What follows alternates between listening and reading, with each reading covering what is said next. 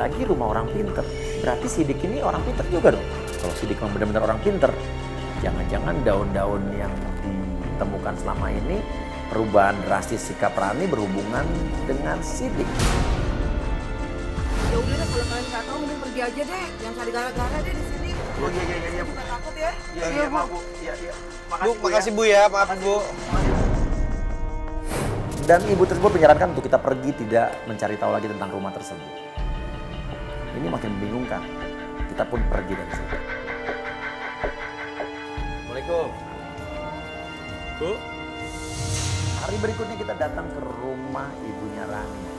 Kita cerita sama ibunya Rani.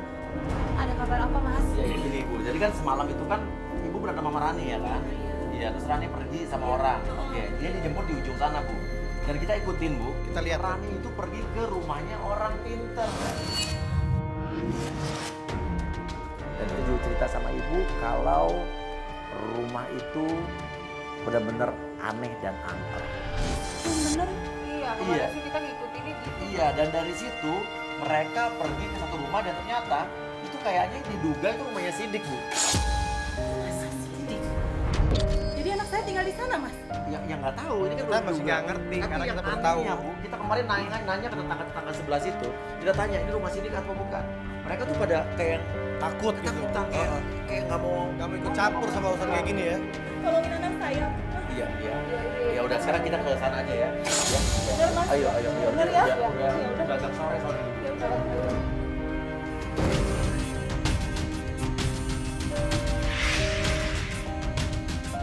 Oke Bu, jadi ini kita udah sampai ini rumahnya Sidik Bu. Iya. Dan menurut informasi yang kita dapat, Sidik ini ternyata buka praktek Bu. Mau praktek apa sih? Iya, buka praktek kayak konsultasi spiritual apa kita nggak tahu nih Bu. Kalau memang benar itu adalah rumah orang pintar dan Sidik adalah orang pintarnya, kita mencoba ngetes. Kita siapkan penggoda yang cantik untuk berpura-pura menjadi pasien datang ke rumah tersebut. Bener. Sampai di rumah tersebut banyak orang karena suasananya juga belum terlalu malam. Nanti penggoda itu akan ditemani pura-pura dengan ajudan atau supir bapaknya. Supaya Dia akan kamera. jadi anak pejabat, ya kan? Ajudan itu akan membawa kamera yang akan ditutupin jaket. Oke, supaya Jadi aman kamera tadi bisa ya. masuk ke dalam. Oke. Ya, kita akan bisa pantau dari sini Bu. Di dalam ada anak saya, Bu. Nah, kita nggak tahu. Ya kita akan cari tahu, Ibu tenang aja. Makanya ya tadi dibilang untuk penggoda itu kita kirim ke dalam. Terjadi lagi, dulu juga saya pernah kayak gitu. Tapi saya sih nggak percaya, tapi yang terjadi di rumah saya itu banyak yang aneh. Di atas rumah itu suka ada bunyi-bunyi yang aneh.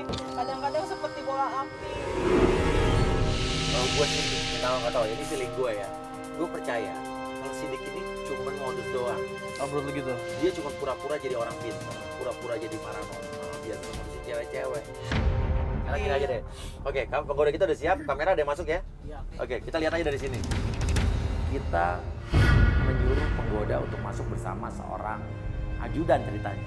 Padahal ajudan itu adalah kameramen. Kameramen kita yang bawa kamera tapi disembunyiin jaket. Isi Mas. Oke, dia udah masuk ke dalam, dia udah giliran. Oke, kita nunggu lama juga, lumayan lama ya. Tapi karena penggoda kita cantik, akhirnya kita duduk dimasukin. Itu siapa? Itu ajudan saya Mas. Gue dan ajudan keluar. Sorry ya, nggak bisa Mas. Dia harus ngawal saya. Itu pesan dari papa saya. Oke, dia percaya. Berarti ini nggak pinter-pinter banget kan?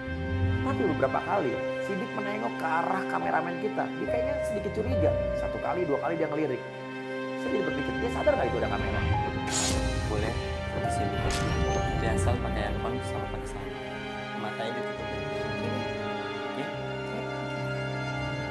Namun ajudannya itu nggak boleh dengar, nggak boleh lihat. Dikasih handphone, ditutup matanya.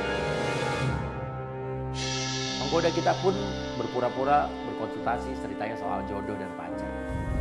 Jadi kamu sih ada masalah apa? Jadi gini Mas, sebenarnya sebelumnya saya tuh udah punya pacar. Kita pacaran udah lama. Pacar saya tuh janji untuk nikahin saya Mas. Tapi belakangan ini dia nggak ada kabar. Terus tahu-tahu saya malah dapat kabar pacar saya malah nikah sama sahabat saya Mas. Dan ternyata setelah kameramen kita yang mengaku ajudan ditutup kupingnya dan matanya ditutup, dia melakukan gobalan-gobalan yang lebih parah. muka penggoda kita dipegang-pegang. Kok masih pegang-pegang saya ya? Ini adalah buat penyembuhan dok, penyakit kamu. Emang harus gitu ya? Harus. Coba kepala kamu tinggal sentuh saya.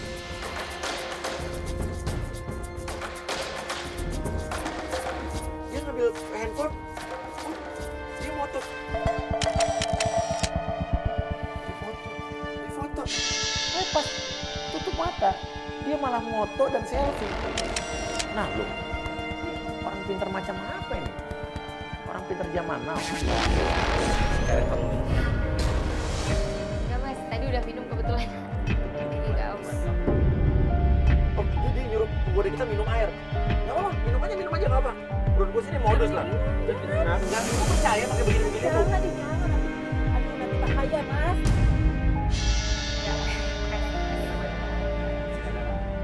Kadang-kadang orang Tapi udah bisa lu ntar dikasih obat bius apa segala macam pingsan nanti orang kita gimana? Ya, lo minum aja. Oh my god, bisa lu suruh lagi. Mana apa ya mas, kok kepala saya jadi pusing ya? Tapi setelah penggoda kita yang mengaku pasien dikasih minum, tiba-tiba kok penggoda kita kayak dengerin arahan saya.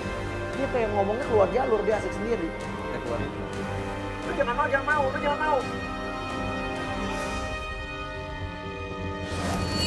mau. Tuh kan, lu gue udah bilang jangan diminum. Jangan mau, lu kok mau sih, Jangan mau. Kok malah nurut? Itu dia keluar. Kok kayak Gara-gara air tadi lo bukan sih menurut lo? tapi lu lihat tuh, lu mukanya. kayak mau pergi deh. Kok mukanya kayak orang blongo gitu sih? Terus lo kalau denger kasih kode, kasih lo angkat tangan lo. Nah dia Gak denger. Dia nggak denger apa dia? Ini pasti gara-gara minum air tadi mas. Lu gue udah bilang loh. Nah lo di dalam nih ngapain lo? Ini penggoda kita tanggung jawab sama dia lo. Aduh dong. Nanti kameramen kita nggak denger lagi pakai headphone.